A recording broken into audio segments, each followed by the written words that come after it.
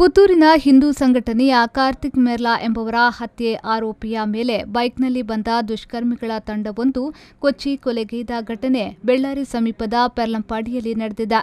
ಪುತ್ತೂರು ತಾಲೂಕಿನ ಆರ್ಯಾಪು ನಿವಾಸಿ ಚರಣ್ ಮೃತ ಯುವಕ. ಈತ ಕಾರ್ತಿಕ್ ಮೆರ್ಲಾ ಹತ್ಯೆಯ 3 ಆರೋಪಿಗಳ ಪೈಕಿ ಓರ್ವ. ಚರಣ್ ಎಂಬಾತನ ಪತ್ನಿ ಪೆರ್ಲಂಪಾಡಿಯವರಾಗಿದ್ದು, ಅಲ್ಲಿಯೇ ಚರಣ್ ಮೆಡಿಕಲ್ ಶಾಪ್ ತೆರೆಯಲು ಸಿದ್ಧತೆ ನಡೆಸಿದ್ದ. ಪೆರ್ಲಂಪಾಡಿಯ ಮೇಲಿನಪೇಟೆಯ ಕಾಂಪ್ಲೆಕ್ಸ್ ಒಂದರಲ್ಲಿ ಮೆಡಿಕಲ್ ಶಾಪ್ಗೆ ಅಂಗಡಿ ಸಜ್ಜುಗೊಳಿಸಿದ್ದು, ನಾಳೆ ಅದರ ಶುಭಾರಂಭ ನಡೆಯಲಿತ್ತು ಎನ್ನಲಾಗಿದೆ. ಈ ಹಿನ್ನೆಲೆಯಲ್ಲಿ ಅಂಗಡಿಗೆ ಬೇಕಾದ ಸಾಮಗ್ರಿಗಳನ್ನು ಜೋಡಿಸುವ ಕಾರ್ಯದಲ್ಲಿ ಚರಣ್ ತೊಡಗಿಸಿಕೊಂಡಿದ್ದ. ಸಂಜೆಯ ವೇಳೆಗೆ 2 ಬೈಕ್ನಲ್ಲಿ ಬಂದ 3 ದುಷ್ಕರ್ಮಿಗಳು ತಲವಾರ್ನಿಂದ ಕೊಚ್ಚಿ ಕೊಲೆಗೈದಿದ್ದಾರೆ.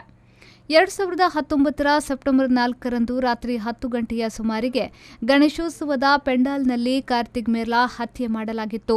ಈ ಕೊಲೆ ಪ್ರಕರಣದಲ್ಲಿ ಸಹೋದರರಾದ ಕಿರಣ್ ಹಾಗೂ ಚರಣ್ ಹಾಗೂ ಮಂಗಳೂರು ನಿವಾಸಿ ಪ್ರೀತೇಶ್ ಎಂಬುವರನ್ನ ಪೊಲೀಸರು ಬಂಧಿಸಿದ್ರು.